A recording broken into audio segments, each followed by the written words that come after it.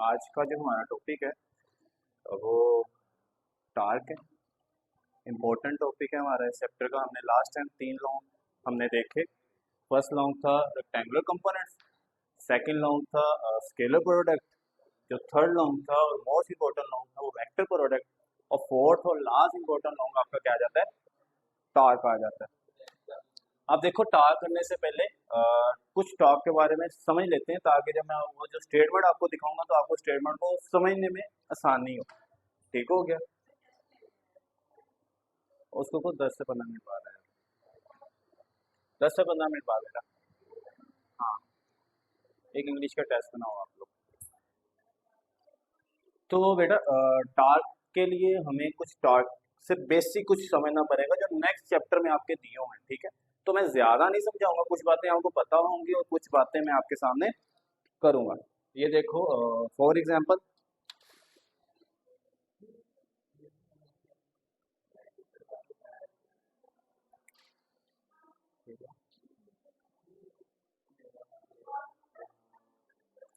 तो अब मैं सबसे पहले टार्क का थोड़ा सा बेसिक बताता हूँ ताकि आपको सारा रिमाइंड हो जाए। अब ये तो नहीं सोच रहे सर कर क्या रहे हैं, थोड़ी सी तो क्यूरियोसिटी थोड़ी सी तो आती है कि सर चल क्या रहा है साथ।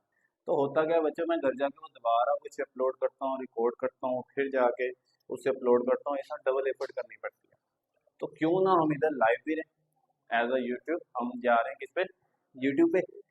तो हम साथ साथ एक यूट्यूब पे जाएंगे, और बेनिफिट होता है आपको भी और बाकी बच्चों को भी। और लेकिन हम उससे हम जितना फायदा उठा सकते हैं वो हम तो वो फायदा उठाएंगे एज। तो ये बस मेरी थोड़ी सी जो एफर्ट है वो कम होगी एज होम जाके भी उसे दोबारा क्रिएट करना, और यहाँ पे भी दोबारा उसी तरह ऑब्जेक्ट बना के मैंने उसे दोबारा आपको वो मैंने आपको एक्सप्लेन करना।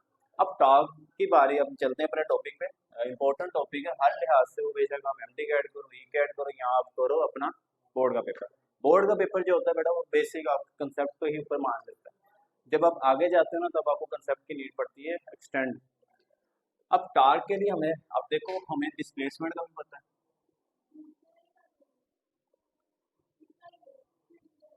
क्लियर हो गया? हमें क्या पता है, डिस्प्लेसमेंट का भी पता है, हमें वेलोसिटी का भी पता है। ठीक हो गया? हमें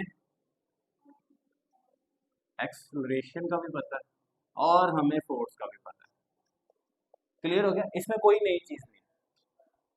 और ये सारी चीजें प्रोड्यूस होती हैं जब मैं फोर्स अप्लाई करता हूँ। लेट करो ये मेरे पास एक मार्कर है, मैं इस पे फोर्स अप्लाई कर रहा हूँ। तो इस पे मैं फोर्स अप्लाई कर रहा हूँ तो मार्कर क्या जा रहा है, एक स्ट्रेट लाइन अपवर्ड जा रहा है। डिस्प्लेसमेंट, वेलोसिटी और एक्सलेशन तीनों एक साथ कवर कर रहा है। ठीक है, यहाँ पे डिस्प्लेसमेंट कवर किया, डिस्प्लेसमेंट में चेंज आ रहा है एट टाइम के लिहाज से, तो वेलोसिटी आ रही है, वेलोसिटी में चेंज आ रहा है एट टाइम के लिहाज से, एक्सलेशन आ रहा है। ऐसी है।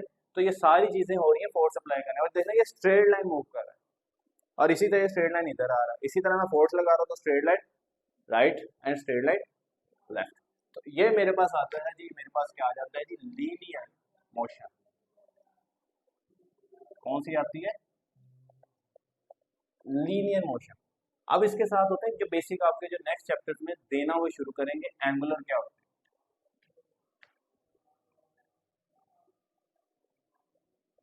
है, एंगुलर मोशंस क्या होती है। ठीक है, मैं इसको एक्सप्लेन नहीं करूंगा, सिर्फ टार्क जो है वो उससे समझाने के लिए मैं ये थोड़ा सा आपको बेसिक बता रहा हूँ। हमें अभी नीड नहीं है, इसका पूरा चैप्टर आपको मिलेगा एंगुलर के नाम से, एंगुलर मोशन के नाम से पूरा चैप्टर है आपका। 5वां चैप्टर बना ही इसी के ऊपर है, जिसमें पूरी डिटेल के अंदर इसको समझेंगे, और इम्पोर्टेंट भी कितना है वो भी समझेंगे। अब देखो, ये मैंने कहा था कि मैंने इस पे फोर्स अप्लाई कर रहा हूँ, और ये फोर्स फोर्स अप्लाई हो रही है तो ऊपर की तरफ जा रहा है। अगर मैं इस पे फोर्स अप्लाई नहीं करता तो कभी नीचे ही नहीं आएगा। अगर यहीं मैं डेड हो जाऊँ और मेरी फोर्स जीरो हो जाए तो ये कभी बॉडी नीचे आ सकती है? नहीं आ सकती। तो इसी तरह यही मेरे पास एक फिक्स पॉइंट है जिसे पाइवट पॉइंट, मैंने इसको इधर से पकड़ लिया। अब मैं इधर से एक फोर्स अप्लाई करता हूँ तो ये किस में जा रहा है, एक सर्कुलर में जा रहा है, एक एंगुलर में जा रहा है, इसे बोलते हैं एंगुलर। अब फोर्स अप्लाई करने पे इसका डिस्प्लेसमेंट हो रहा है, लेकिन डिस्प्लेसमेंट किस में हो रहा है, एंगुलर में। इसका डिस्प्लेसमेंट देखो यहाँ पे, और डिस्प्लेसमेंट कैसे हो रहा है, और इसका पाइवट, इसका फिक्स पॉइंट यहाँ से चलता हुआ कहाँ गया आफ्टर द फोर्स अप्लाई करने पे, यहाँ पे। तो यहाँ पे क्या आया मेरे पास, इसकी मूवमेंट ऐसे ही आई, इसकी मूवमेंट कैसे आई, एंटी क्लॉकवाइज इसकी मूवमेंट आई। और यहाँ पे डिस्प्लेसमेंट यही हुआ, तो यहाँ पे डिस्प्लेसमेंट को रिप्रेजेंट करते हैं, यहाँ पे डिस्प्लेसमेंट को किससे रिप्रेजेंट करते हैं, डी से, वेलोसिटी को वी से, इसको ए से और इसको एफ से। मैंने फोर्स ही अप्लाई किया, इस ऑब्जेक्ट पे फोर्स अप्लाई किया, इसने जाना था स्ट्रेट लाइन के बजाय कैसे गया, एक सर्कुलर, ऐसी है। तो यहाँ पे मेरे पास जो डिस्प्लेसमेंट होती है वो इसका एंगल जी होता है, कितना वो एंगल चला। अब ये मार्कर कितना एंगल चला, अब यहाँ पे मैंने क्या कर दिया, ये मार्कर कितना एंगल चला, ये नहीं कहा कि कितनी डिस्प्लेसमेंट चला। तो यहाँ पे मार्कर कितना, अगर मार्कर यहाँ पे आता तो इसका एंगल क्या होना था, हमें तो पता है 90 हो गया, तो ये मार्कर 90 डिग्री में चला। तो हम जब एंगल की बात कर रहे हैं तो डिस्प्लेसमेंट के लिए हम क्या यूज करते हैं, एंगल्स की, क्योंकि मार्कर कितने एंगल पे चल रहा है। इसी तरह अगर मार्कर एंगल पे चल रहा है यानी डिस्प्लेसमेंट आपको पता है, डिस्प्लेसमेंट जैसे ही आता है तो मेरे पास क्या आता है, वेलोसिटी आती है। तो वेलोसिटी यहाँ से रिप्रेजेंट होती है ओमेगा से। इसी तरह एक्सेलरेशन आता है, तो यहाँ पे एक्सेलरेशन रिप्रेजेंट होता है अल्फा से।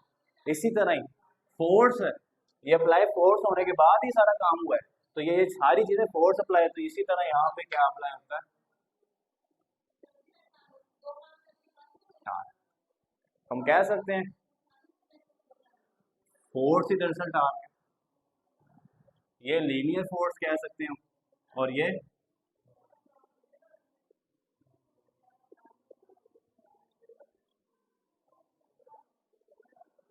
अब एक बॉडी ऑब्जेक्ट जब भी सर्कुलर मूव करेगी तो उस पर जो फोर्स अप्लाई करेगी जिसे हम सेंटीमीटर फोर्स कहते हैं, तो उसके जो एक्सिस ऑफ रोटेशन पे फोर्स होगी वो टार्क होगी, जो उसके एक्सिस ऑफ रोटेशन से आउटवर्ड होगी वो क्या होगी, फोर्स होगी। ये भी इंशाल्लाह डिस्कस करेंगे। यहाँ तक समझ आ गई। तो टार्क का थोड़ा सा रोल क्या आता है, टार्क भी दरअसल एक फोर्स है, लेकिन टार्क किस लिए यूज होती है, किसी बॉडी को एक सर्कुलर पाथ के अंदर, एक टर्निंग पार्ट के अंदर घुमाती है अपने फिक्स पॉइंट पे, अपने पाइवट पॉइंट पे, इसे पाइवट पॉइंट पे कहते हैं, फिक्स पॉइंट। क्लियर हो गया। अब थोड़ी सी बातें और समझते हैं टार्क के बारे में। अभी बाहर बैठो, हो गया तो जाओ छुट्टी करो।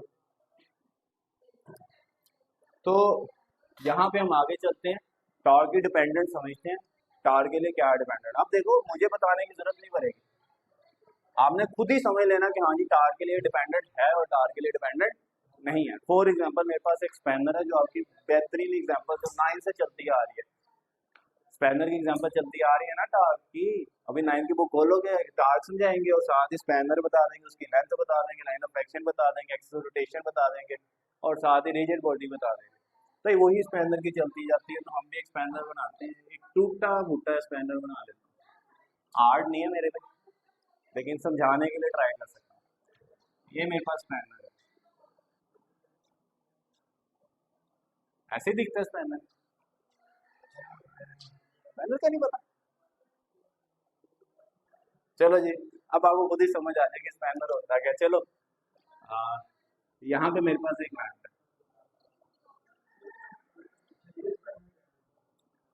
जी, इसी स्पैनर कहते हैं, और तो कोई स्पैनर नहीं है। नट छोटा स्पैनर बड़ा होगा, स्पैनर को छोटा करूँ या नट को, तो मैं नट को बड़ा कर लेता हूँ। ये मेरे पास स्पैनर है और स्पैनर की मेरे पास लेंथ ये है। क्लियर हो गया। अब मैं इस पे फोर्स अप्लाई करूंगा तो ये स्पैनर ऐसे जाएगा, अपने फिक्स पॉइंट से ऐसे जाएगा, एक सर्कल एंगुलर में जाएगा या लीनियर में जाएगा, एंगुलर में जाएगा ना। तो यानी इस पे जो फोर्स अप्लाई करी जाएगी, क्योंकि एंगुलर में जा रहा है तो क्या फोर्स हो जाएगी, वो खुद टार्क हो जाएगी। समझ आ रही। तो कर फोर्स अप्लाई कर रहा हूँ, आपको पता है सेंटीमीटर फोर्स भी क्या है, एक फोर्स है, लेकिन जब मैं सेंटीमीटर फोर्स अप्लाई करता हूँ तो बॉडी सर्कुलर में जाती है। ये लॉग नहीं होगा, ये पूरा सिस्टम टार के ऊपर होगा। ये देखो इसको तो कह सकते हैं ये इसका फिक्स पॉइंट है, तो ये जो इसका हुक है जो कह सकते हैं वो एक एंगुलर दे रही है, ये सिर्फ ये। अगर मैं डोर की बात करूँ तो पूरा सिस्टम। तो यहाँ पे वो हैंडल की एग्जांपल देते हैं, इस के लोग की एग्जांपल नहीं देते हैं, इधर एग्जांपल। ठीक है, तो ये तो हमारा मूव कर रहे हैं एंगल के अंदर फोर्स अप्लाई करने के बाद, हम कह सकते हैं कि ये डायरेक्ट टॉर्क को रिड्यूस कर रहा है। ठीक है, यहाँ तक समझ आ रही है अभी कि मैं इस पर फोर्स अप्लाई करूंगा, स्पैनर इस तरह नहीं जाएगा, स्पैनर अपने फिक्स पॉइंट पे फिक्स रहेगा, लेकिन उसका एक बॉडी क्या आ जाएगी कि एंगुलर डिस्प्लेसमेंट करेगी। चलो अब इसकी डिपेंडेंट करनी थी हमने, ये इसको उसके अंदर वेल्व के अंदर करके दे दें अयान को, देखें इसी की है ना, हाँ देखो ये अपने पास रखे, मैं लेता हूँ आपसे। समझ आ रही है बेटा? अब एक और स्पैनर डिपेंडेंट देख लेते हैं टार्क बेसिस पे। मैं आपको पता है हर चीज़ डिपेंड करती है, जब भी किसी चीज़ को लाने के लिए एक तो मैं पता है फोर्स पे तो डिपेंड कर ही रही है, टार्क फोर्स नहीं होगी तो टार्क नहीं होगी। नंबर 2 पे फोर्स डिपेंड कर किस किस पे रही, आपको याद हो फोर्स एंगल पे भी डिपेंड कर रही है, एंगल पे भी डिपेंड, किस एंगल पे फोर्स लगाई जा रही है लाजमी है। अब ये एक फोर्स है, मुश्तबा यहाँ से फोर्स लगा रहा है तो टार्क प्रोड्यूस हो रहा है, अगर मुश्तबा यहाँ से फोर्स लगाएगा तो वो टार्क प्रोड्यूस करेगी, तो यानी एंगल पे 90 डिग्री के एंगल पे भी डिपेंड कर रहा है ये बॉडी एंगल। ये मैं अभी थोड़ा सा चलते हैं आगे, तो एक और मैं स्पैनर बना लेता हूँ। ये स्पैनर है जी मेरे पास, लेंथ उतनी रखी मैंने, ठीक है चलो पहला अच्छा बन गया, ठीक है ये इसके पास नट है, ठीक हो गया। अब लेंथ दोनों की सेम है, यहाँ पे मैं फोर्स लगा रहा हूँ और एक लगा रहा हूँ यहाँ पे फोर्स, किसका टार्क ज्यादा आएगा, किसका डिस्प्लेसमेंट ज्यादा, टार्क डिस्प्लेसमेंट एक्सेलरेशन वेलोसिटी पे डिपेंड करो, तीनों एक साथ आती है रिलेशन में तीनों, जहाँ डिस्प्लेसमेंट आएगा वहाँ वेलोसिटी आएगी, जहाँ वेलोसिटी आएगी वहाँ एक्सेलरेशन आएगा। ये तीनों तो आपस में ऐसे रिलेशन है जैसे बनती है, क्योंकि तीनों में rate of change of time के लिहाज से अगर एक में भी चेंज आ रहा है तो तीनों एक साथ ही आ जाते हैं। अब किस में ज्यादा टॉर्क प्रोड्यूस होगा, डायग्राम ए या डायग्राम बी में?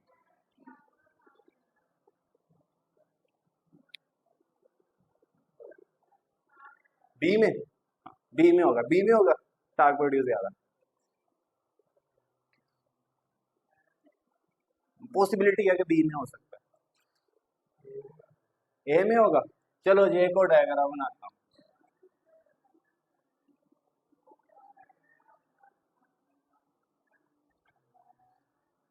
अब मैं टार्क प्रोड्यूस फोर्स लगा रहा हूँ यहाँ पे, ये डायग्राम सही है, अब किस में ज्यादा होगा,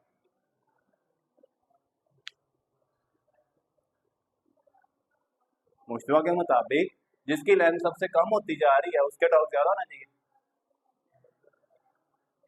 तुम्हारे मुताबिक? हाँ बेटा जहां लगा, जान कितनी लगा रहा, फोर्स तो मेरा फिक्स होता है, फोर्स इधर कांस्टेंट ही लगाने हैं, जैन नहीं कहना कि यहाँ पे तुम छीले के बच्चे को दे दो और यहाँ तुम एक बॉडी बिल्डर को दे दो है, ऐसा भी तो नहीं ना होगा, सेम पर्सन सेम एक्ट कर रहा होगा। अब तुम फोर्स जिस लगाने ज्यादा कम करने पे मुझे तो कंफ्यूज ना करो, अब बताओ।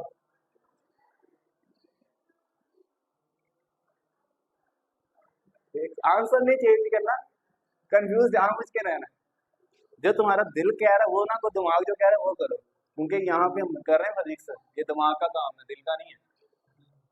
बी है यानी डिपेंड कर रहा है लेंथ पे, यानी जितनी लेंथ पे उस फिक्स पॉइंट से, उस पाइवट पॉइंट से, ये इसका फिक्स पॉइंट है ना, इसी तरह यहाँ से नहीं हिलेगा, ठीक है यहाँ पे तब हिलेगा जब यहाँ पे फोर्स अप्लाई करेंगे तो यहाँ से मूवमेंट ऊपर जाएगी, यहाँ पे वो फिक्स ही रहेगा।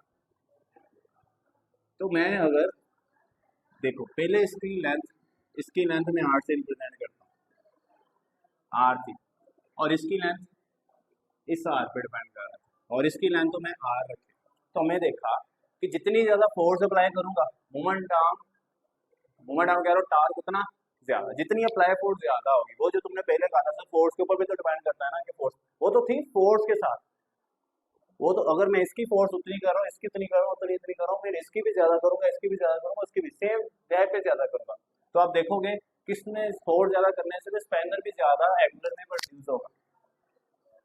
तो ये हो गया कि फोर्स टार्क इंक्रीज करने पे क्या आ रही है, फोर्स इंक्रीज करने पे टार्क इंक्रीज हो रहा है, ऐसे ही है। अब देखो मैंने इसके बाद कहा मूवमेंट, इसे लेंथ नहीं कहते, इसे बोलते हैं मूवमेंट आर्म, दरअसल ये डिस्टेंस का यूनिट है, डिस्टेंस की रिप्लेसमेंट है मूवमेंट आर्म। टॉर्क के लिए हम यूज किया जाता है मूवमेंट आर्म, क्योंकि मूवमेंट आर्म ने भी क्या करना है, एक एंगुलर में प्रोड्यूस होना है। तो हमने देखा होगा डिस्प्लेसमेंट किसमें चला गया था, एंगुलर डिस्प्लेसमेंट में, तो उसके सिंबल भी चेंज हो गए। इससे तो जो डिस्टेंस है वो आर ही रहता है, लेकिन एक पोजीशन वेक्टर, क्योंकि इसकी कोई पोजीशन है, इसकी डायरेक्शन है। मैं आपको डायरेक्शन थोड़ा सा बता दूं, इंपॉर्टेंट एमसीक्यूज है वो मैं आपको भी एमसीक्यूज के तौर पे करवाऊंगा। ये देखो, ये मेरे पास टार किस पे डिपेंड कर रहा है, मूवमेंट आर्म इंक्रीज करने पे टार भी इंक्रीज हो रहा है, इसे बोलते हैं मूवमेंट आर्म। इस आर को क्या बोलते हैं, मूवमेंट आर्म। अब इस फोर्स की डायरेक्शन कहाँ है, ऊपर की तरफ। इस मूवमेंट आर्म की डायरेक्शन कहाँ है, मैं इसको चलो इसको रेस करता हूँ। मूवमेंट आर्म यहाँ से लेंथ स्टार्ट होती है, वो वहां तक जाएगी जहाँ फोर्स अप्लाई होनी है। अगर फोर्स का पॉइंट ये है, तो अपने मूवमेंट पाइवट पॉइंट से किस डायरेक्शन तक जाएगी, फोर्स की डायरेक्शन। तो यानी मूवमेंट आर्म की डायरेक्शन है, और जो डायरेक्शन रिप्रेजेंट कर रहा है उसे क्या बोलते हैं, पोजीशन वेक्टर।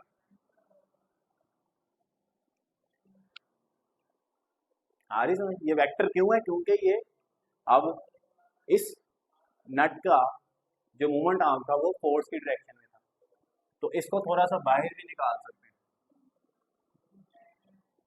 क्लियर हुआ, आ रही है समझ, क्योंकि यहाँ पे क्या लगाई जानी है,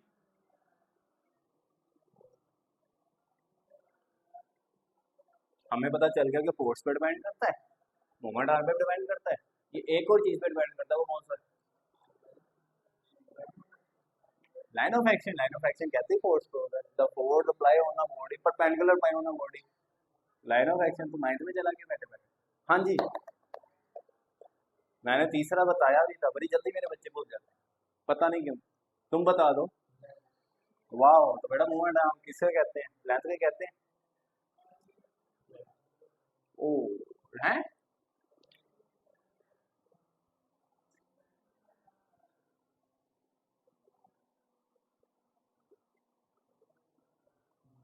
एंगल पे भी डिपेंड करता है। अब तो मैं इस एंगल पे लगा रहा हूँ, अगर मैं यही फोर्स इस एंगल पे लगाऊं, ये इस तरह है, अगर यही फोर्स बाई डायरेक्शन पे लगाऊं तो फिर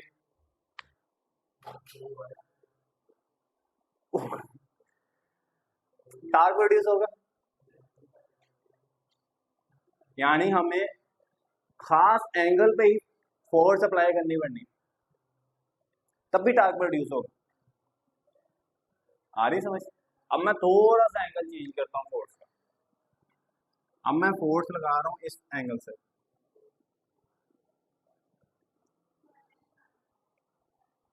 टार्क प्रोड्यूस होगा। यहाँ से लगा रहा हूँ, ये है, और मैं इसको यहाँ से लगा रहा हूँ, ये है ना, इसको ये है, इसको ऐसे घुमाना है, मैं इस तरह लगा रहा हूँ, हो रहा है लेकिन मिनिमम, क्योंकि ये देखो मैं यहाँ पे लगा रहा हूँ, ये कहाँ तक जा रहा है, मैं जोर लगा रहा हूँ नहीं लग रहा, यही फोर्स मैं इधर से लगाऊँ ऊपर क्या जा रहा, थोड़ा सा जाएगा, क्योंकि पहले से तो जाएगी इस फोर्स से, और इस फोर्स से मैं सेम फोर्स लगा रहा हूँ, ये देखो इधर भी सेम फोर्स लगाई और इधर ही सेम फोर्स लगाई, तो पहले गया इतना एंगल, और जैसे मैं 90 पे लगाई तो फिर क्या गया, थोड़ा सा ज्यादा, एंगल ज्यादा होने पे टॉर्क भी ज्यादा हो रहा है। अगर यही मैं टॉर्क लगाऊं इस पे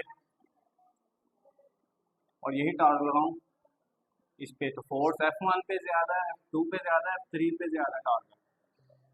तो हम कह सकते हैं F1 का एंगल θ1, F2 का एंगल θ2 और F3 का एंगल θ2। तो कह सकते हैं θ1 लेस देन है θ2 से, और θ2 लेस देन है 3 से। तो जैसे जैसे थीटा इंक्रीज करता जा रहा है, तो और भी क्या करता जा रहा है, आ रही है समझ। जैसा जैसा थीटा इंक्रीज करता जा रहा है, जीरो पे लगा रहा था जब मैं 0 डिग्री पे लगा रहा था, 0 डिग्री पे जब लगा था टॉर्क प्रोड्यूस नहीं हो रहा, ये को भी मेरे सामने लगा के दिखाओ 0 डिग्री पे और मुझे टॉर्क प्रोड्यूस करके दिखाओ, मैं मान जाऊँ। यहाँ से बाहर की तरफ, हाँ नहीं होगा। और जैसे ही मैंने 1 डिग्री पे लगाया तो थोड़ा सा हुआ, 2 डिग्री पे लगाया तो 590 डिग्री तक गया, तो टॉर्क अच्छा खासा हमारे पास है। तो ये तीन चीजें डिपेंड करती हैं टारगेट। समझ आइए यहाँ तक, या नहीं समझ आई किसी को? अब ये देखो, मैं फिर कह रहा हूँ अपने पाइवट पॉइंट पे था, तो जब वो समझाएंगे तब आपको बहुत ज़्यादा समझ आएगी, क्योंकि उन्होंने पूरी एक्सप्लेन करके समझाना आपके सामने।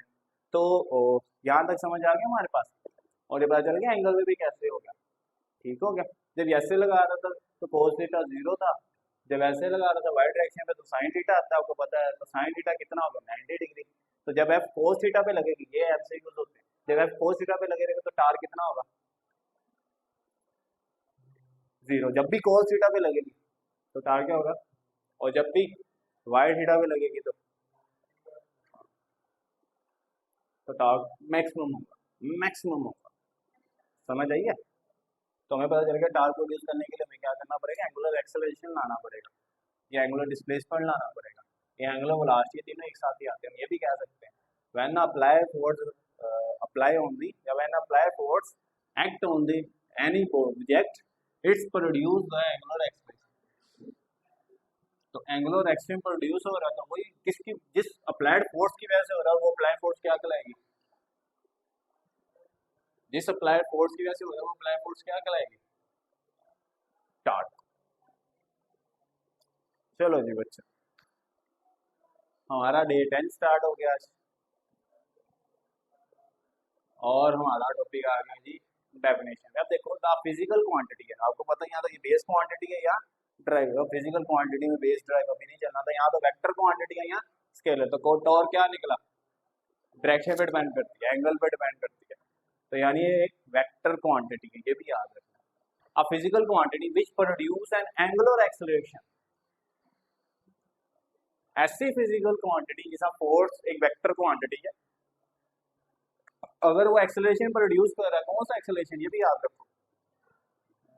एंगुलर की थोड़ी समझ है, इसको एक्सप्लेन करेंगे जब हम 5 मिनट में भाग जाएंगे। हम जब 2 चैप्टर्स को और करके अच्छे से जाएंगे ना 5 मिनट में, आपको पता चलेगा एंगुलर एक्सेलरेशन होता क्या है और कितने मजे का ये। Angular access in body about axis of rotation, आपको पता है वो फिक्स पॉइंट, वो पॉइंट पर जिस पे उसने एक्सिस लेना होता है, जिस पॉइंट उसने एक्सिस, तो ये इसका क्या हो गया, फिक्स पॉइंट, इसे बोलते हैं एक्सिस ऑफ रोटेशन। इस एक्सिस पे इसे रोटेट करना है, इस एक्सिस की वजह से कह सकते हैं रोटेट करना है। अगर ये एक्सिस नहीं रोटेट करने की इजाजत देगा कभी भी रोटेट नहीं करेगा। ठीक है, अगर यही मैं आयरन हूँ और इसको दीवार के अंदर कर दूं तो उसका एक्सिस ऑफ रोटेशन वो एक निकलेगा, लेकिन एक्सिस ऑफ रोटेशन इसको रोटेट ही नहीं करने देगा, क्या करने देगा, नहीं करने का। वो जिस एक्सिस ऑफ रोटेशन, ये एक्सिस ऑफ पाइवट पॉइंट होता है जो एक्सिस ऑफ रोटेशन जो परमिशन देता है। तो भी ये देखना है लाइन ऑफ एक्शन क्या होता है, एक्सिस ऑफ रोटेशन क्या होता है, रिजिड बॉडी क्या होता है, टार्क इन पे भी डिपेंड करता है। Torque is the mayor of the force that can cause object rotate. Torque है वो चीज है, वो फोर्स है, या फोर्स की वो क्वांटिटी है जो किसी ऑब्जेक्ट को रोटेट करवाने में मदद देता है। रोटेट करवाने से कहाँ से मदद देता है, अबाउट एन एक्सिस। यहाँ पे एक्सिस का मतलब मैं आपको बार बार कह रहा हूँ कि एक्सिस इजाजत देगा, अगर एक्सिस इजाजत दे रहा है तभी वो टार्क को फोर्स अप्लाई करने का फायदा हो रहा है। अब मैं इस पर जितनी मर्जी फोर्स अप्लाई कर दूँ तो क्या इसका एक्सिस, ये एक्सिस इसकी इजाजत दे रही है, उधर से उसका एक्सिस इजाजत दे रहा है, नहीं। अगला देखो, the straight line about which object rotate is called axis of rotation. वो straight line about which the object rotate, जिस वो जहाँ पे ऑब्जेक्ट ने रोटेट करना हो वो क्या कहलाएगा, उसका एक्सिस ऑफ रोटेशन कहलाएगा। और एक्सिस ऑफ रोटेशन मैंने आपको कह दिया जो पाइवट पॉइंट होता है वो इसका एक्सिस ऑफ रोटेशन होता है।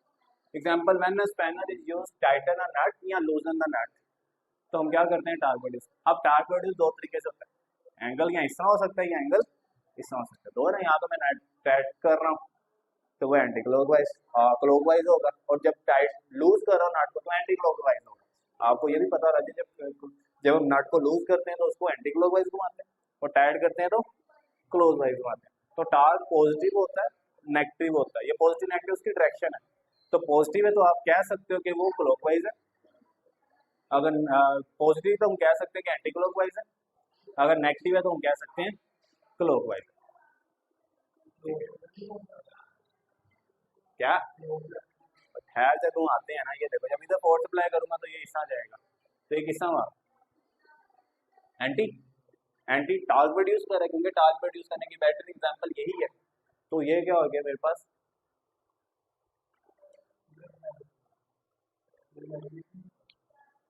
किधर नेगेटिव होता है? किसने का नेगेटिव होता है? 0 से 90 की बैग नहीं जा रहा बेटा, ये 0 डिग्री से जा रहा है 90 डिग्री पे। और जब ये 90 डिग्री से 0 डिग्री की तरफ आएगा तब क्या बनेगा? मैथ का रूल है, ये तो सिंपल रूल है, मैथ के पढ़े नहीं हमने? फर्स्ट क्वाड्रेंट क्या होता है? आपने सैम्पल मान ली की मैथ की? कहाँ पे की है? 10th में की है। चलो मैं उसका थोड़ा सा एक्सप्लेन करता हूँ, पता नहीं क्यों। 0 है, 90 है, ये क्या होता है? पॉजिटिव। पॉजिटिव हो गया, ठीक हो गया। जब ये ऐसे जाता है तो क्या देता है? पॉजिटिव। अगर मैं 1 माइनस 180 बनाना चाहूँ तो कहाँ से जाएगा? 0, 90 और, तो ये यहाँ से घूमेगा। अगर पॉजिटिव जा रहा है तो यहाँ से, नेगेटिव जा रहा है तो यहाँ से। कहते ही नहीं है कि आप बनाओ ग्राफ, बनाओ 180 डिग्री का, तो कैसे ग्राफ बनाते हो? आप बनाते हो ग्राफ, जहाँ से बनाते हो 180 का, 180 का एंगल खींचो, कैसे खींचा जाएगा? ऐसे खींचा जाएगा या ऐसे खींचा जाएगा? जब ये नेगेटिव होगा तो ये यहाँ से जाएगा 0, यहाँ पे 180, यहाँ पे 90 और यहाँ पे, तो ये -180 होगा तो यहाँ से जाएगा ग्राफ, ऐसे ही जाएगा ना। आ रही है समझ? तो डायरेक्शन डिपेंड करती है। तो यही नाटक जब मैंने यहाँ पे अप्लाई किया, यहाँ पे क्या था? Positive charge. जब यही ऊपर से फोर्स अप्लाई की तो कहाँ पे गया? नीचे गया, क्लॉकवाइज गया। ये एंटी क्लॉक, ये क्लॉकवाइज, तो यहाँ पे क्या गया? ये सिर्फ डायरेक्शन है, ये टॉर्क नेगेटिव नहीं है। आपको पता है ये डायरेक्शन है। वेक्टर क्या रिप्रेजेंट करता है? नेगेटिव में डायरेक्शन रिप्रेजेंट करता है। यहाँ पे समझ। अब देखो कॉमन सिंबल टार का ये है, ये इस तरह लिखा होगा, आपको पता है टार थोड़ा सा एक फैशन है इसका भी अपना ही, कि मुझे ऐसे लिखो तो हम इसको ऐसे लिखते हैं, ठीक है। यहाँ एम से रिप्रेजेंट करते हैं, इनका ताल्लुक ही नहीं है आपके साथ, आपकी पूरी बुक में एम के साथ ताल्लुक नहीं, लेकिन एम के साथ कर सकते हैं जो अगर आप एमडी का डीकैट के टेस्ट दोगे तब आपको ये पढ़ने में दोबारा मिलेगा, तो इसलिए आपको तब मिलेगा तो क्या पता तब तक याद रह जाए आपको। उसके बाद ऐसा यूनिट इसका क्या होता है? न्यूटन मीटर, ये भी पता था। न्यूटन किसके इक्वल होता है? कि ये इसका कौन सा यूनिट है? बेस यूनिट है।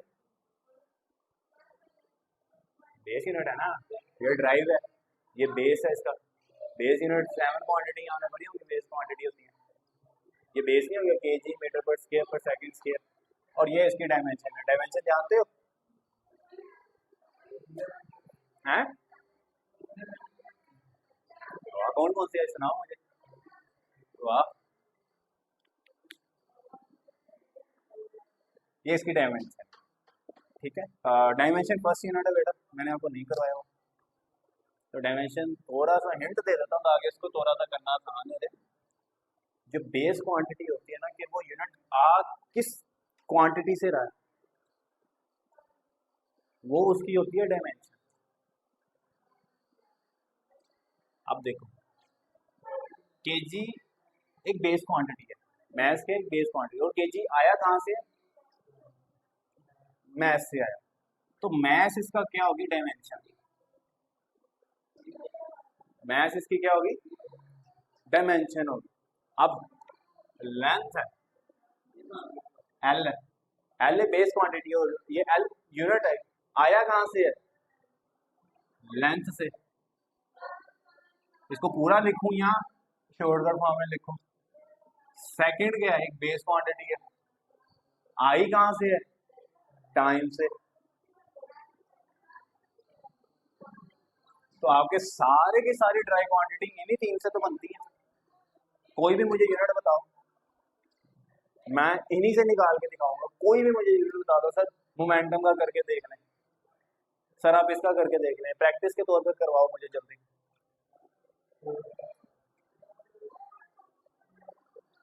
मैं अभी नहीं, कल नहीं परसों टेस्ट बना दिया इंग्लिश का। परसों है बेटा आपका, परसों कंप्यूटर का फुल बुक का।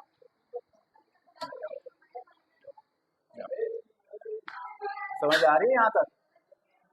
अब मुझे कोई भी आप बता दो, मैं बता रहा हूँ, आप बता दो सर इसका मुझे बना के रखो। मुश्किल सा देना, मुझे भी ना आता हूँ, मैं भी गूगल पे मुझे आ गया। डायमेंशन नहीं बताने का, बताना कि कोई भी यूनिट है ना वो इन्हीं 3 से मिलके बनते हैं। यही बेस है, हाँ बेस है मिलके बन, ये प्रूव करना है, उससे मैं डायमेंशन भी निकाल दूंगा। फोर्स भरा तो नहीं यूनिट दिया, तो अब मैंने कहा तो मुश्किल है। हाँ, फोर्स का यूनिट क्या है, आगे समझ। न्यूटन को एन कहते हैं, एन कहते हैं। न्यूटन किसके इक्वल होती है,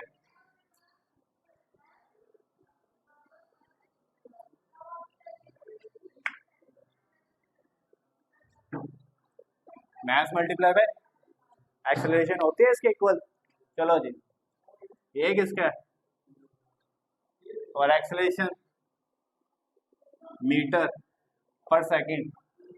तो ये बेस में निकालूं, केजी की बेस क्या है मेरे पास, मास, मीटर की बेस क्या है, और टाइम की बेस, लेंथ सेकंड की बेस क्या है। अगर साथ साथ इनके यूनिट लगा दो, इसकी पावर नथिंग, इसकी पावर नथिंग, इसकी पावर। अब मैं टार का करके दिखा देता हूँ आपको, इसमें क्या है, टार का करूँ, इसे कहते हैं डायमेंशन, और यही डायमेंशन था जो हमारे पास टॉपिक आ जाता है। नहीं, अब देखो टार का कैसे निकालना, टार किसके इक्वल होता है, न्यूटन मीटर के। तो अभी मैंने न्यूटन का क्या निकाला था, K G M S minus two dot meter, तो मीटर मीटर का आ जाएगा स्केयर, एक्सेलरेशन का माइनस टू होता है। तो माफी दे दो, गलती होगी, आपने करेक्ट करवाना था ना, एक्सेलरेशन का पता नहीं, वेलोसिटी का माइनस वन होता है। तो अब देखो केजी का क्या डायमेंशन निकलती, मैस पावर नथिंग, मीटर के क्या निकलती है, लेंथ पावर टू, सेकंड के क्या निकलती है, time. This is the dimension. Dimension की समझ आई या नहीं। कल आपने मुझे तीन की डायमेंशन बना के ला के दिखानी है, एक डेंसिटी की,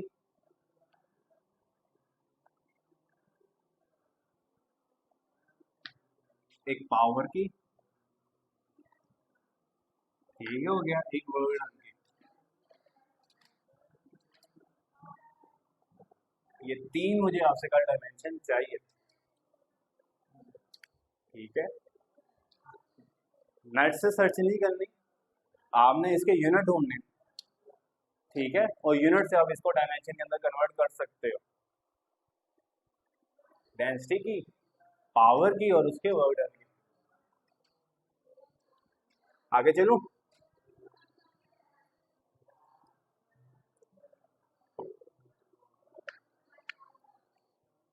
चलो जी। डिपेंडेंट फैक्टर बेटा मैंने दो बताया, और तीसरा आपको पता है उनका की बुक में नहीं मेंशन, लेकिन तीसरा आपने करना लाजमी, आपके एमसीक्यूज आते हैं, आपके रिलेटेड है।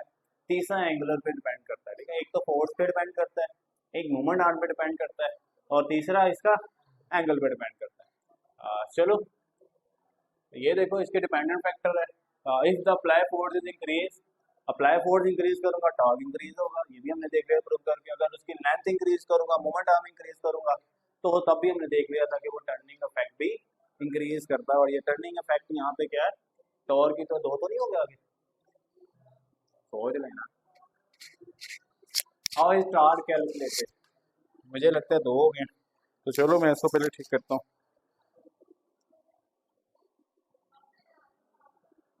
नहीं, दो नहीं हुए, मेरे बच्चे होश ही नहीं होते बच्चों को।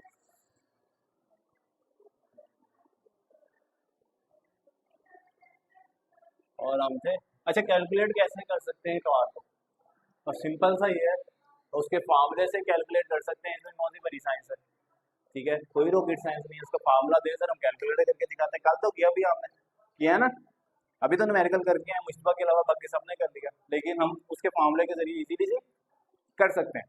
अ simple way to calculate the magnitude of torque is first to determine the lever arm, यानी उसका लीवर आर्म मूवमेंट आर्म उसका फाइंड कर दो, जो मैंने आप वो अगर मैं आपको दे दूं, और नंबर दो पे उसकी अप्लाइड फोर्स फाइंड कर लो। ये दोनों चीजें मैं फाइंड कर लूं या आपको फाइंड करके दे दूं, तो अब टार्क अप्लाई लेट करो, मैं आपको फाइंड करके दे देता हूँ। इसका लीवर आर्म मेरे पास 2I+4 के है, और इसका अप्लाइड फोर्स 4I+3 के है, तो क्या इजीली फाइंड कर सकते हो, ये now we observe above the observation, torque depend किस किस पे करता है, magnitude of the force and perpendicular distance ये भी याद है ना, फोर्स मोमेंट आर्म का परपेंडिकुलर डिस्टेंस होता है। ये देखो ये, और ये ये कौन सा डिस्टेंस हुआ between the about the point which torque is calculated, जहाँ पे टॉर्क कैलकुलेट हो सकता है और कितना मैक्सिमम कैलकुलेट हो सकता है। ये बार बार ये मेरे पॉइंट सुन लो कि मैक्सिमम कैलकुलेट होता है 90 डिग्री पे, ठीक है। टॉर्क मैक्सिमम किस पे होता है 90 डिग्री पे। उसके बाद calculate the point application of force, so mathematically torque is represented by torque is equal to moment arm multiply by force.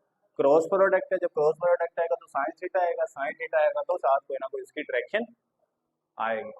समझ आए यहाँ तक? आगे चलूं? आगे truck on a rigid body. Rigid body मैंने आपको स्पैनर की एग्जांपल दी थी। वो रिजिड बॉडी किसे बोलते हैं आपको पता है? ऐसी बॉडी जो डिफॉर्म नहीं हो सकती। जैसा ये बॉडी क्या है, रिजिड बॉडी है, डिफॉर्म अपनी शेप नहीं चेंज कर सकती, ना लेंथ चेंज कर सकती है, ना अपनी शेप चेंज कर सकती है। इसे बोलते हैं वो बॉडी रिजिड है, जो डिफॉर्म नहीं हो सकती। ये भी क्या है, रिजिड। इस पे टार्क प्रोड्यूस किया जा सकता है। पर ऐसी बॉडी जो रिजिड नहीं है उस पर टार्क प्रोड्यूस नहीं हो सकता। आप उसमें टार्क प्रोड्यूस कर सकते हो, लेकिन उसका जो टार्क प्रोड्यूस होगा उसे टार्क कंसीडर नहीं किया जाएगा। जैसे आप फॉर्म लो, उसके एक पॉइंट से पकड़ लो, दूसरे को ऊपर लेते जाते जाओ, आप कहोगे सर टार्क पे प्रोड्यूस हो रहा है, वो तो टर्निंग इफेक्ट दे रहा है, लेकिन वो बॉडी जिस बॉडी पे आप ऑब्जेक्ट पे आप लगे होगे टार्क प्रोड्यूस करना, वो रिजिड नहीं है, तो आपका वो किया गया प्रोड्यूस वो टार्क भी नहीं है। फिर वो चला जाता है किसी और प्रॉपर्टी के अंदर, किसी और टॉपिक के अंदर चला जाता है। आ रही समझ?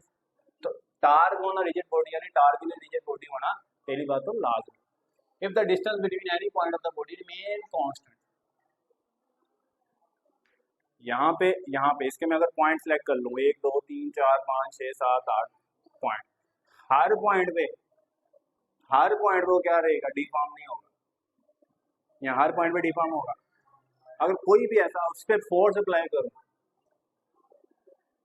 तो अब वो क्या कराएगी, अगर वो रिमेन कांस्टेंट है, अगर वो पॉइंट रिमेन कांस्टेंट है, लेट करो मैं फॉर्म लेता हूँ, ये फॉर्म है, इसका मैं एक पॉइंट सेलेक्ट कर लेता हूँ, उसके पैवर्ड पॉइंट से, ये इसका पैवर्ड पॉइंट है जिसे मैंने पकड़ा हुआ, यहाँ पे फोर्स अप्लाई करता हूँ, तो रिमेन कांस्टेंट रहेगा या शेप चेंज कर लेगा? थोड़ा सा तो ये इस तरह कर्व हो जाएगा ना। अब देखो, अब ये लेता हूँ, अब मैंने ये लिया, इस पे मैं फोर्स अप्लाई करता हूँ, जिस मर्जी पॉइंट पे फोर्स अप्लाई करूँ, तो क्या इसका हर जगह से रिमेन कांस्टेंट नहीं रहेगी, शेप भी, इसका डिस्टेंस भी, इसका सब कुछ क्या रहेगा, रिमेन कांस्टेंट। ये तो आपकी लिखी हुई, अगर 9th की फिजिक्स में देखो वो यही कहते हैं, body does not deform, this is the rigid body. वो तो सिंपल सी आपको डेफिनेशन में आपको एक्सप्लेन कर देते हैं। यहाँ पे बस थोड़ा सा रिमेन कांस्टेंट का आपको डिस्कस किया। Explanation, let the force acting on a body at point P. अब ये पॉइंट पी में अभी आपको समझाता हूँ। अब ये मेरे पास बॉडी कौन सी है, रिजिड बॉडी, मैंने शेप चेंज कर दी रिजिड बॉडी, ठीक हो गया। अब ये इसका मैं कह देता हूँ पाइवट पॉइंट है ओ, ये इसका क्या है, पाइवट। बार बार इसमें से बोल रहा हूँ, फिक्स करना याद है आपको, फिक्स पॉइंट आपको पता है, फिक्स पॉइंट। पाइवट थोड़ा आपके लिए क्या है, न्यू है। ये इसका पाइवट पॉइंट है। वो कह रहे हैं अगर मैं फोर्स अप्लाई करूँ पी पॉइंट पे, और इसकी पोजीशन वेक्टर क्या होगी, ये इसका पी, ये पॉइंट, तो इसका मूवमेंट आर्म क्या होगा, डायरेक्शन ऑफ फोर्स यानी पी की तरफ होगा, क्योंकि पी की तरफ फोर्स अप्लाई होनी है। ऐसी है ना, तो हम इसका मूवमेंट आर्म ले सकते हैं ना, हमें पता मूवमेंट आर्म डायरेक्शन होगी फोर्स होगा। तो ये देखो, तो इसका क्या हो गया, इस लाइन को सही लगाता हूँ, ये इसका क्या हो गया, पोजीशन वेक्टर आर हो गया in the direction of force. अगर मैं ये 0 लगा रहा हूँ, पॉइंट पाइवट पॉइंट लगा रहा हूँ और पी पॉइंट पे फोर्स लगा रहा हूँ, अब मुझे बताओ, अगर ये मेरे पास हो, ये मेरे पास पी हो, ये मेरे पास ए हो, अगर मैं फोर्स लगा रहा हूँ ए पे, तो इसके मूवमेंट आर्म क्या होगा, O2, जिस पे फोर्स अप्लाई होगी मूवमेंट आर्म की डायरेक्शन क्या होगी, उस तरफ ही होगी। बस आपने ख्याल ये रखना है, जब आपने मूवमेंट आर्म की डायरेक्शन करनी है तो पॉइंट पी से थोड़ा सा बाहर निकाल देना, ताकि एंगल फाइंड करना आसान हो जाए। तो यानी इसकी कह सकते हैं ना, ये इसकी थोड़ा सा इसका प्रोजेक्शन मैंने बाहर निकाल दिया। ये भी क्या मेरे पास क्लियर हो गया? या नहीं क्लियर हुआ? मैं पॉइंट पी पे फोर्स अप्लाई कर रहा हूँ। अगर मैं पॉइंट पी पे फोर्स अप्लाई करूँ एट 0 डिग्री पे, यानी अगर मैं पॉइंट पी पे फोर्स अप्लाई करूँ 0 डिग्री पे, इस डिग्री पे फोर्स अप्लाई कर रहा हूँ, ये इसका एंगल क्या बना रहा है? 0 डिग्री। अगर मैं 0 डिग्री पे फोर्स अप्लाई करूँगा एफ क्या आएगा? Cos theta. 0 डिग्री पे फोर्स अप्लाई करूंगा तो टार क्या आ जाएगा? 0। तो टार क्या आ जाएगा? कोई इसमें कहानी। अगर मैं फोर्स अप्लाई करूंगा इस डिग्री पे तो टार क्या आएगा? ये कौन सी बना रहा है एफ? टार क्या आ जाएगा?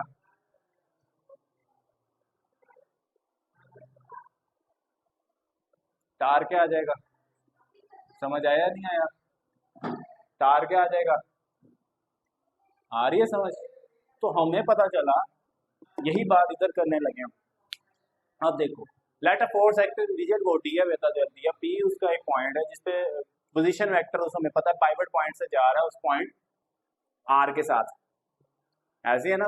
पाइवट पॉइंट से उस पी पॉइंट की तरफ जा रहा है बड़े पोजीशन वेक्टर के साथ। क्लियर है? इस बात की समझ आ गई हमें? The force F can be resolve into two rectangular components. मैंने यहाँ रिजोल्व कर दिया। फोर्स दो रेक्टेंगुलर कंपोनेंट्स में लग सकते हैं, यहाँ तो उसकी एक्स डायरेक्शन में यानी उसी डायरेक्शन में, यहाँ वाई डायरेक्शन में। एफ साइन थीटा परपेंडिकुलर होगा, आपने देखा होगा एफ साइन थीटा किस डिग्री का बना रहा है? इस आर के साथ क्या बना रहा है? मैंने तभी कहा था कि इसको थोड़ा सा आगे निकालो, क्या बना रहा है? परपेंडिकुलर बना रहा है। और F cos theta same direction में बना रहा है आर की, यानी जिस डायरेक्शन में आ रहा है एफ कोस थीटा भी उसी डायरेक्शन में। अब ये देखो, since the angle between the R and F cos theta is 0, angle क्या है? 0, तो टार्क भी क्या हो जाएगा? Torque due to the produce only along, सिर्फ टार्क कहाँ प्रोड्यूस होगा? एफ साइन थीटा की तरफ। तो ये मेरे पास आ गया F sine theta along the direction of perpendicular direction of are.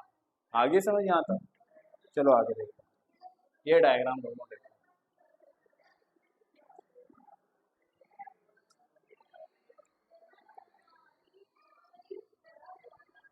अगर मैं सिर्फ इस एफ कोस थीटा को रेस करके, ये इसका प्रोजेक्शन है ऊपर लिखा हुआ, तो एफ कोस थीटा यहाँ लिख दूँ,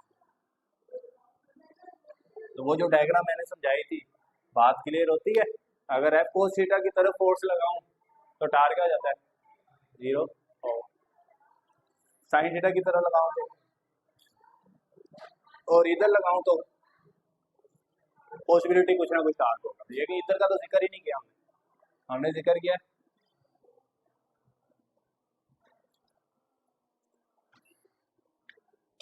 थके तो नहीं? समझ आ रहा है टार्क? एमसीक्यू आ रहे, पता चल जाता है कितना समझ आ रहा है। क्यों भी एमसीक्यू क्या निशानदेही करते हैं कि बच्चा कितने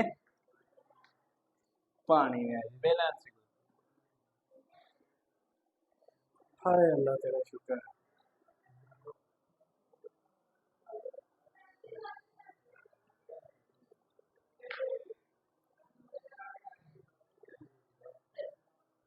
हो सकता है कि जिस डायरेक्शन में ये जा रहे हैं उस डायरेक्शन में आंसर 0 ना हो सकता है कि क्या पता ये आंसर सही हो। लगाओ तो क्या मुसलमान। मेरा लेक्चर लगे, नींद आ रही है आपको? आंखों में पानी आ रहा है, समझ नहीं आई आपको? 0 ही है। और आपको पता चल गया होगा सेम डायरेक्शन पे लगी है, और सेम डायरेक्शन पे लगी है तो एफ कोस थीटा आया, थीटा 0 आया और ये 0 आया। क्लियर? चलो जी, बच्चे थोड़े से मेरे इंटेलिजेंट है, देखते हैं कितने इंटेलिजेंट है। हेलो, पहले नेगेटिव लगा हुआ। चलो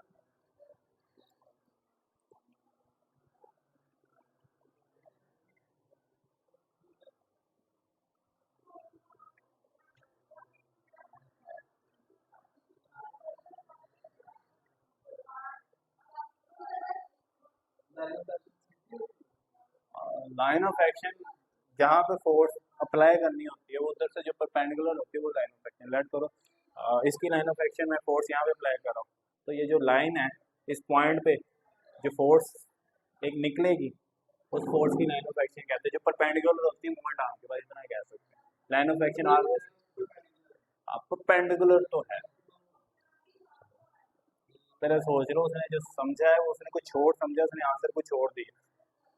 बेशक आंसर सही हो सकता है, गलत हो सकता है, लेकिन उसने समझा कुछ और। उसने लाइन ऑफ एक्शन के बारे में पहले पूछा। लाइन ऑफ एक्शन वो पॉइंट होता है, यानी इसका दरवाजे का लाइन ऑफ एक्शन क्या है, आप कह सकते हो सर दरवाजे का लाइन ऑफ एक्शन ये पॉइंट है जहाँ पे फोर्स अप्लाई करनी है उसके रेडियस के परपेंडिकुलर। ये तो आपने समझना, वो क्या है अगर यही मैंने समझाना है तो फायदा मेरा आने का, घर ना बैठा रहूँ मैं।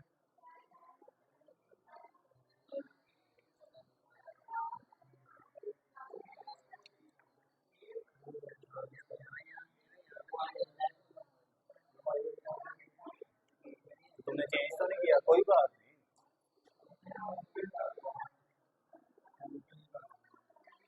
कांस्टेंट तो समझो ना। When line of action apply on a passes through a power point, line of action pass कर रही है पावर पॉइंट से। लाइन ऑफ एक्शन वो पॉइंट होता है यहाँ पे फोर्स अप्लाई करनी होती है। अब ये देखो, ये स्पैनर है मेरे पास, स्पैनर मेरा चेंज होने लग गया। ये मेरे पास स्पैनर है, यहाँ पे फोर्स लगा रहा हूँ, इसका लाइन ऑफ एक्शन क्या हुआ, ये तो ये खुद ढूंढो ना, उसके पाइवट पॉइंट पे लग रही है। पाइवट पॉइंट से बात, यानी मैं यहाँ पे लाइन ऑफ फोर्स अप्लाई कर रहा हूँ तो पाइवट पॉइंट से क्रॉस कर रही है।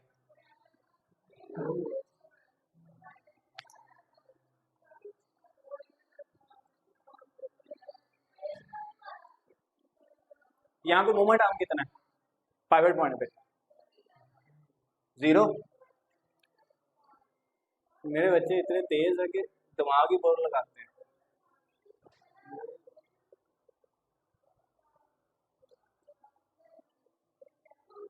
पाइवट पॉइंट पे मोमेंट आर्म तो होगा ही नहीं, मोमेंट आर्म तो डायरेक्शन ऑफ फोर्स होगा, जिस डायरेक्शन में होगा पॉइंट बी पे इसी पे तो मोमेंट आर्म निकलना है, इसी पॉइंट पे तो, और इसी पॉइंट से तो वो फोर्स लगा रहा है। पूछो पूछो, नहीं पूछना, नहीं समझ आई। अच्छा, मैं यहाँ पे इस पॉइंट पे मैं अगर फोर्स लगाता हूँ तो मुझे टार्क आएगा। लाइन ऑफ एक्शन जिस पॉइंट पे फोर्स लगानी होती है उसे कहते हैं लाइन ऑफ एक्शन। इस पॉइंट पे मैं अगर लगाता हूँ फोर्स तो टार्क आएगा। इस तरह पकड़ो तुम इस चीज को, ये फिक्स है। अब इसके हाथ पे फोर्स लगाओ तो टार्क आएगा। तुम कहोगे सर वो कमजोर है, मैं ऐसा फोर्स लगाऊंगा उसका हाथ ऊपर चला जाएगा। चलो आप उसके फोर्स लगा लो, फोर्स लगा लो, उसका हाथ ऊपर जाएगा, एक टर्निंग इफेक्ट आएगा, लीनियर इफेक्ट आएगा, तो टार्क कब आएगा, जब टर्निंग इफेक्ट आएगा तो टार्क आएगा फिर भी। यानी उसके पाइवट पॉइंट पे मैं फोर्स लगाऊंगा ना, अगर मैं इधर लगाऊंगा तो टार्क। तो यही कह रहा है अगर उसके पाइवट पॉइंट पे फोर्स लगाया जाए तो क्या वहां पे टार्क आएगा, नहीं आएगा। उसको नहीं आएगा, पहले क्यों नहीं बताया। चलो जी बच्चों, प्यारे बच्चों,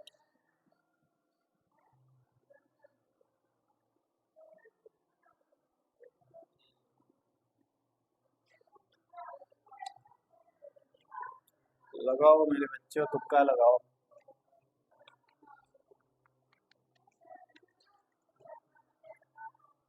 लगाओ वो, लगाओ तुक्का लगाओ। हाय मुसलमान।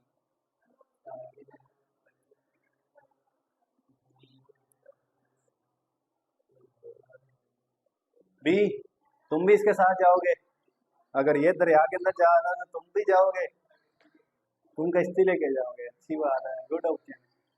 नहीं तुम जाओगे जरूर, अगर वो डूब रहा है यहाँ तो बचाने जाओगे या उसको डूबते हुए देखो, गुड ऑप्शन। भाई तुम क्या लेके जाओगे, इसी के साथ ही जाओगे। लॉक कर दिया जाए, भाई लॉक कर दिया। चलो गर्ल्स जी, गर्ल्स अपनी कश्ती लेंगी, इन्हीं की कश्ती में जाओगे। चलो भाई,